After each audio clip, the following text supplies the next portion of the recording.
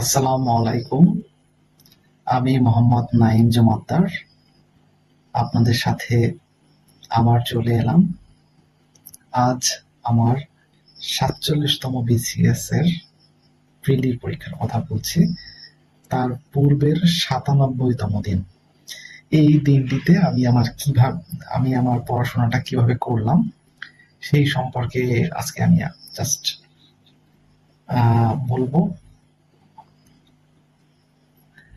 আগের দিনে আমরা ডায়েরি লিখতাম, এখন ডায়েরি লেখা হয় না। এখন ইউটিউবের কল্যাণে আমরা ভিডিও রেকর্ড করে রাখতে পারি। যাই হোক, ইউটিউবকে থ্যাংক ইউ। আচ্ছা, আমি যেটা বলতে চাচ্ছি, আজকে আমি যেভাবে আমার পড়াশোনাটা করলাম, সত্যি বলতে আমি যখন পড়াশোনা করেছি আমার কাছে মনে হয়েছে আসলে এই বিসিএসটা খুবই কঠিন। বিশেষ করে ইংরেজির কয়েকটা পার্ট খুবই কঠিন। আমি আপনাকে যেগুলো অনেকটাই মুখস্থ নির্ভর এবং বারবার প্র্যাকটিসের বিষয়, এরকম ৫টা বিষয় আছে যেগুলো মুখস্থ নির্ভর এবং প্র্যাকটিসের বিষয়। অনেকটা ভোকাবুলারি স্ট্রং করবে এই বিষয়গুলো। আমি ৫টা যে বিষয় আমি বলতে চাচ্ছি, প্রথমত ফ্রেজ অ্যান্ড ইডিয়মস, দ্বিতীয়ত প্রিপোজিশন, তৃতীয়ত স্পেলিং, চতুর্থত সিনোনিম, পঞ্চম অ্যান্টোনিম। এই যে ৫টা অংশ, এবং এইখান থেকে অনেক কোশ্চেন আসে। আমার তো মনে হচ্ছে আমি কোশ্চেনগুলো আজকে প্র্যাকটিস করেছি, তো আমার কাছে মনে হচ্ছে যে এই অংশটা থেকে অনেক কোশ্চেন আসে। এই অংশটাতে যদি স্ট্রং না হওয়া যায়, তাহলে ইংরেজির কোনো বাক্য পড়তে গেলেই অর্থ বুঝতে সমস্যা হয়। যদি কারো synonym, antonym, phrase, idioms, spelling, word meaning, one word substitution, এই অংশটা যদি স্ট্রং হয়, তাহলে তার ভোকাবুলারি স্ট্রং হয়। মানে হচ্ছে সে যদি কোনো ইংরেজির বাক্য পড়ে, তাহলে সে সেটার মিনিংটা সহজে বুঝতে পারে। আমার ভোকাবুলারি অতটা স্ট্রং না। আমি যখন প্রিপারেশন নিচ্ছি তখন বুঝতে পারছি। কেন বুঝলাম? কারণ আমি যখন অনেকগুলো সেন্টেন্স পড়ি, সেন্টেন্সের মধ্যে ভেতর থেকে একটা দুইটা ওয়ার্ড অনেক সময় দেখা যায় যে অপরিচিত, তখন আমাকে চ্যাট জিপিটির হেল্প নিতে হচ্ছে, অর্থটা জেনে নিতে হচ্ছে।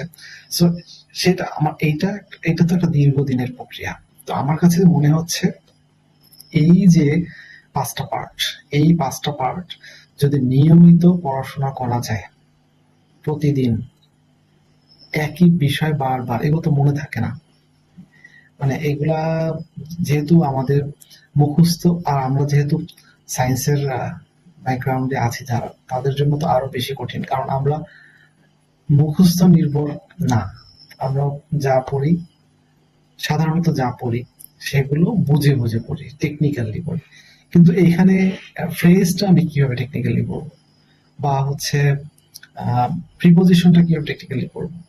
দুই একটার ক্ষেত্রে টেকনিক্যালি পড়া যাবে, কিছু কিছু শতকরা ৫% হয়তো আমি টেকনিক্যালি পড়তে পারবো। বাকি ৯০ ভাগ ও ৯৫ ভাগ ফ্রেজ অ্যান্ড ইডিয়মস, সেটা তোমাকে মুখস্থই করতে হবে, বা হচ্ছে প্র্যাকটিসের মাধ্যমে মনে রাখতে হবে। তো এখন এটা তো একদিনে বা ২ দিনে হবে না। আমি এই আমার যে গত ২ দিন, সেটাতে আমি এই সব বিষয় পড়তেছিলাম। তো এখন আজকে আমি পড়েছি মূলত, আমি গতকালকেও এটা মেনশন করেছি, প্রফেসরসের বিশেষ সংখ্যার ইংরেজি ল্যাঙ্গুয়েজ অংশটুকু আমি আজকে শেষ করেছি। এবং আমার কাছে এটা পড়তে গিয়ে মনে হচ্ছে এই অংশটা থেকে কিছু কোশ্চেন থাকবে, হয়তো ২০ মার্কের ভিতরে আমার ধারণা হয়তো ৬ বা ৭ মার্ক থাকতে পারে, এর বেশি থাকবে না। বাট এখান থেকে ৬ বা ৭ যদি মার্ক আসেও, সেটা এনশিওর করতে আমাকে এই অংশটাই মিনিমাম ৫ বার রিভিশন করতে হবে। এটা আমার উপলব্ধি। কারণ একবার আমি পড়েছি, আমার সবগুলো মাথা থেকে বের হয়ে গেছে। দ্বিতীয়বার যদি পড়ি, তখন হয়তো আবার মাথায় ঢুকবে, আবার এটা তৃতীয়বার পড়লে আরো মনে থাকবে। তো আমার কাছে 5 বার মনে হচ্ছে, 5 বার আমার কাছে মনে হইতেছে যে ইংরেজি পার্টটা, বিশেষ করে এই গ্রামার পার্টটা আমাকে যদি ভালো করতে হয় তাহলে আমাকে প্রতিদিন পড়তে হবে, অল্প অল্প করে হলেও প্রতিদিন পড়তে হবে, তা না হলে এটা পারা সম্ভব নয়। আমি আজকে একটা ওয়েবসাইটে ঢুকেছিলাম, ওইখানে বিগত সালের যেমন 46তম বিসিএস, 45 এরকম 40 পর্যন্ত, মানে 40, 41, 42, 43, 44, 45, 46 এই কয়টা বিসিএস এর ইংরেজি অংশটুকু আমি প্র্যাকটিস করেছি।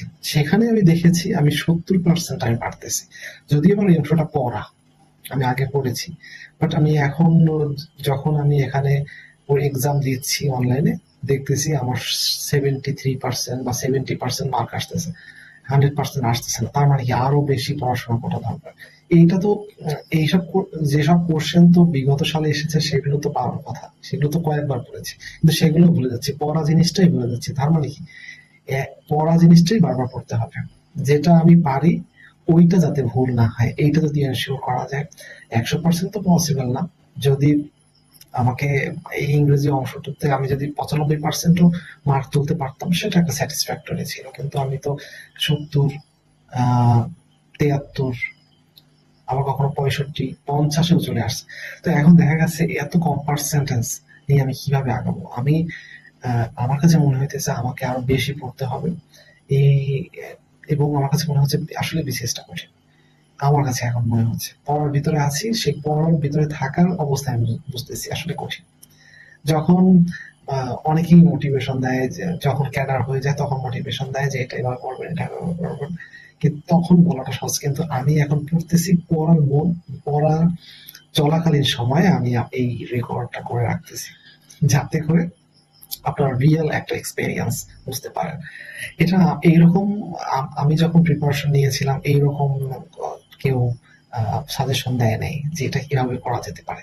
তো আমার কাছে আমি আমি যেহেতু বিসিএস বিশেষ সংখ্যার এই অংশটা প্রফেসরসের এটা শেষ করেছি, এখন আগামীকালকে ইনশাল্লাহ আগামীকালকে অবশ্য আমাকে কাজ আছে, আমাকে কাজে যেতে হবে, আমি যেহেতু একটা জব করি সেখানে আমাকে অ্যাটেন্ড করতে হবে।